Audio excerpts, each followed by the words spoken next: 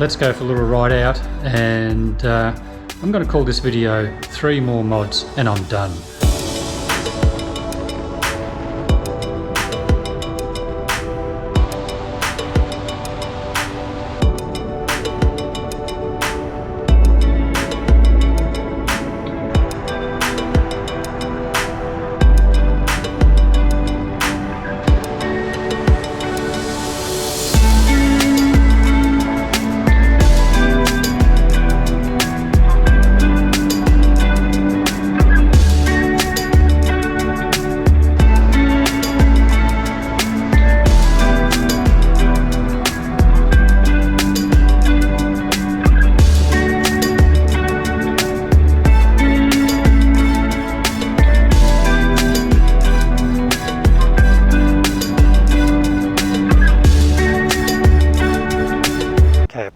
Thought I'd pick a quiet little spot out in the countryside, but it's surprisingly busy traffic-wise. Anyway, this is the video about the 3 mods I still want to do to my bike to make it perfect, and I reckon there's only 3 I still need to do. Before I tell you about those 3, I'll just show you what I've done so far. Number 1 is the 17.8 inch screen. That's been a fantastic addition to the bike. You have to get the mounting kit for the screen and then the screen itself, but that's a quick release screen, so you can just take it off and on whenever you want. As well as if I want to decide to put a bigger screen on at any time, these mounting brackets are all the same, so I just buy the bigger screen and I can just click that on. So that was the first thing I did. Another thing I did was to black out the forks just here. Don't know if you can see, but they were chrome, and this mounting bracket's gloss black, and it looked weird when I had the screen off with the chrome and the gloss black, so I've blacked out the top of those forks there. I also blacked out the rear of the number plate. That was like you could just see the metallic. It was a gloss black bracket, but the number plate itself was like a raw aluminium colour, so I blacked that out, blacked out the bolts, so that just tidied that up. I also got the locking fuel cap for the Indian Chief, which is not cheap, but I like the idea that the fuel tank is locked. The only downside with the locking fuel cap is it rattles. I'm used to it now, it doesn't worry me, and it will, as you're riding on it, just spins, but that's okay. I'm used to it, so it's not bothering me anymore, so that's all good. What else have I done?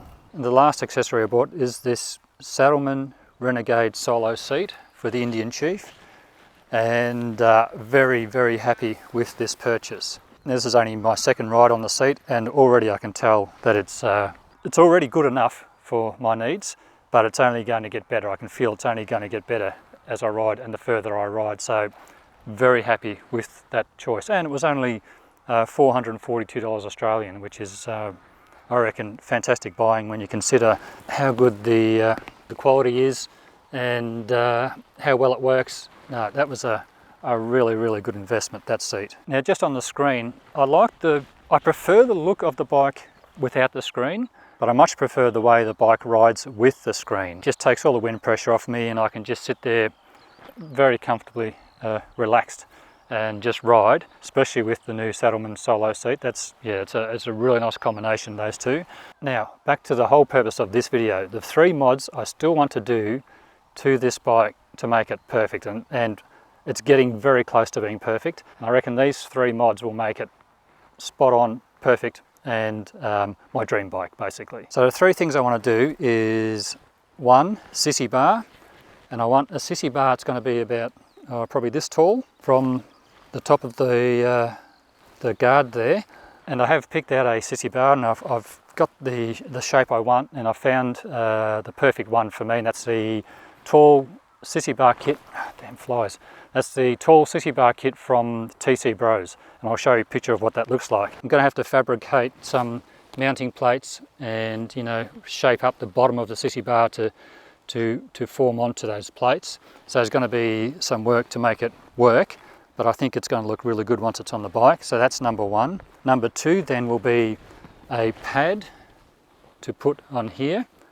Now, I have seen Saddlemen have one for Harley that I think goes with this seat, a pad that just sits on here, and I'm going to see if I can make that work for this bike, because the whole idea of having a sissy bar is to put a big bag on the back of the bike and just have it sitting on the guard here. So if I'm going to go away somewhere I need to take a fair bit of gear, then I'll be able to do that. So if I can't get the Saddleman one to work for this bike, then I'll make something up. So that's two, the sissy bar plus the pad for here. And the third thing I want to do is the exhaust system, or slip-ons.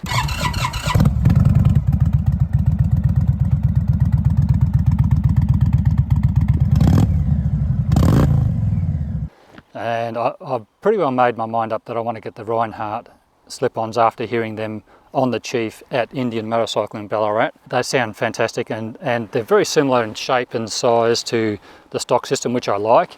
The only thing is, it's got the Reinhardt logo on the end of the pipes, and it sounds absolutely fantastic. And in the flesh, it's like they're cannons, really. They're just so deep and booming, and it sounds absolutely fantastic. So slip-ons will be the third thing. And then I reckon I'm pretty much done then. I reckon the bike is perfect. Once I have the sissy bar, once I have the pad on the back of the guard, and I have those pipes, there's nothing else I want to do. Now, people have talked about putting forward controls on the bike, which will move the pegs just a little bit forward. But to be honest, I'm really happy with where they are now. I'm perfectly comfortable on the bike with this seat, with these, oh, that's the other thing, handlebars I forgot to mention. These mini apes, I'll put these mini apes on. That's another mod I've done. Completely forgot about it. So yeah, mini apes, and with the long cable kit, which replaces the brake line, clutch cable, and electronic cable, which runs back under through here for the display. Just they all had to be lengthened to fit these mini apes. Yeah, so mini apes is another thing I've done, and they've been fantastic. I love them. They've made the bike so much more comfortable for me. Yep. So mini apes, seat, screen, they're the big ones I've done. Pipes will be the next big thing. Cost-wise, it'll be about $1,200 Australian. The sissy bar is going to cost me about $225 by the time I get the kit landed here. Then I've got to design up some plates, get them laser cut, then get them welded all together before I can fit that to the bike. So by the time I get that done, I reckon we're looking at $225 shipped here for the kit, plates, and then they'll have to be powder coated gloss black.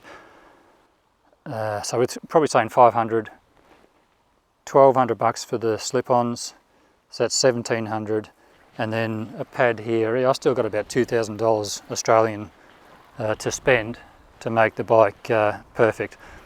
For reference, the handlebars are about $340, as was the kit, and then I fitted them all myself. So there's no labour. The screen's expensive. They're I think, from memory, I don't even want to quote prices, but we're talking well over $1,000 for the quick release brackets as well as the screen. So that was expensive.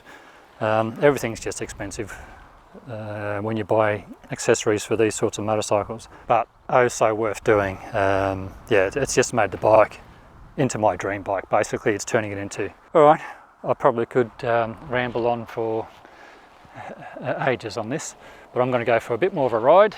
I'm out in the beautiful countryside here, and enjoy this glorious weather, get home, upload this video, and then I've got to finish off Phil's video. Phil has a place up in Echuca called Wendouree, and it does garage signs, does all sorts of stuff, engraving, and he's kindly donated 2 signs to the channel, one to give away to my Patreon members. Bikes I like, garage signs. I'm halfway through editing Phil's video, fantastic guy, so I want to definitely try and get that done this weekend and show you what Phil does and what he's done for me. Alright, if you've made it this far, probably can see flies buzzing around the damn camera, part of being in the Australian countryside. If you've made it this far, thank you so much for watching, and until next time, bye for now.